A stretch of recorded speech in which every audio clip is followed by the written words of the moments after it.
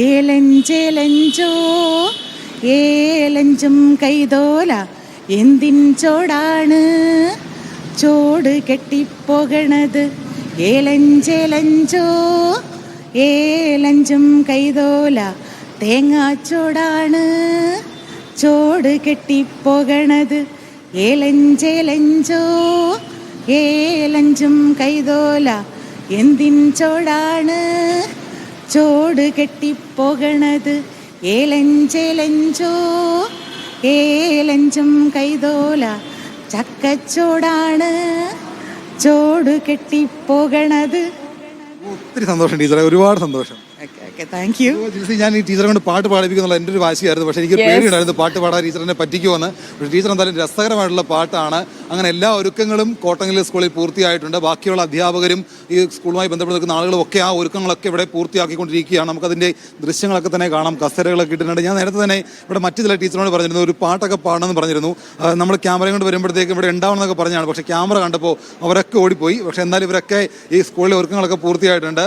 ഇവിടെ ഏതാണ്ട് 110 കുട്ടികളാണെന്ന് തോന്നുന്നു 1ാം ക്ലാസ്സിലേക്ക് വരിക. എന്തായാലും ഇത്തവണത്തെ അധ്യയനത്തെ സംബന്ധിച്ചുകൊണ്ട് ഒരുപാട് പ്രത്യേകതകളുണ്ട്. പുതിയ പരിഷ്കാരങ്ങളടക്കം നടപ്പിലാക്കിക്കൊണ്ടാണ് വിദ്യാഭ്യാസ വകുപ്പ് ഈ ഒരു വർഷത്തെ അധ്യയനം തുടങ്ങുന്നത്. പുതിയ പരിഷ്കാരങ്ങൾ ആദ്യത്തെ 2 ആഴ്ച പ്രത്യേകിച്ച് ഈ പറയുന്ന പാഠപുസ്തകം മാത്രമല്ല കുട്ടികൾ പഠിക്കേണ്ടത്, പൊതുവിജ്ഞാനം കൂടി കുട്ടികൾക്കുണ്ടാവണം എന്നുള്ള കാര്യം വിദ്യാഭ്യാസ വകുപ്പ് ആവർത്തിച്ച് പറയുന്നുണ്ട്. അപ്പോൾ പല കാര്യങ്ങൾ പുസ്തകപ്പുഴുക്കളാവാതെ മറ്റ് കാര്യങ്ങൾ കൃത്യമായിട്ട് കുട്ടികൾ പഠിക്കണം. അതടക്കമുള്ള കാര്യങ്ങളായിരിക്കും ആദ്യത്തെ 2 ആഴ്ച ഉണ്ടാവുക.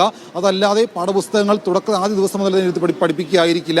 അങ്ങനെ ഏതാണ്ട് 1ാം ക്ലാസ് മുതൽ 10ാം ക്ലാസ് വരെയുള്ള സ്കൂളുകളിലേക്ക് 36 ലക്ഷം കുട്ടികൾ ഇന്ന് സ്കൂളുകളിലേക്ക് വരും എന്നുള്ളതാണ് വിദ്യാഭ്യാസ വകുപ്പിൻ്റെ ഒരു വിലയിരുത്തൽ.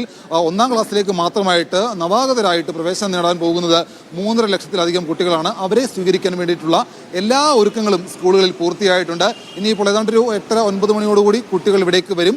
Alappuzha Kalavoor government higher secondary സ്കൂളിൽ നടക്കുന്ന പ്രവേശനോത്സവം തത്സമയം ഇവിടെ കുട്ടികളെ സ്ക്രീനിൽ കാണിക്കാൻ വേണ്ടിയിട്ടുള്ള ക്രമീകരണങ്ങളും സ്കൂളിൽ തയ്യാറാക്കിയിട്ടുണ്ട്. കുട്ടികൾ സ്കൂളിലേക്ക് വരുമ്പോൾ അവരെ പാട്ടുപാടി ബാഗ് കൊടുത്ത് വാട്ടർ ബോട്ടിൽ കൊടുത്ത് പുസ്തകങ്ങളും മറ്റ് പേനയും പെൻസിലും ഒക്കെ കൊടുത്ത് സ്വീകരിക്കാൻ വേണ്ടിയിട്ടുള്ള ഒരുക്കങ്ങളും ഇവിടെ സ്കൂളുകളിൽ പൂർത്തിയായിട്ടുണ്ട്. മജീഷ്യൻ മുതുകാട് അടക്കമുള്ള ആളുകൾ കൂടി ഇവിടേക്ക് വരുന്നുണ്ട്. അങ്ങനെ എന്തായാലും എല്ലാ ഒരുക്കങ്ങളും അതിൻ്റെ അവസാനവട്ട ഒരുക്കങ്ങൾ പൂർത്തിയാക്കി കുട്ടികളെ സ്വീകരിക്കാൻ വേണ്ടി ഒരുങ്ങുകയാണ് ജിൽസി.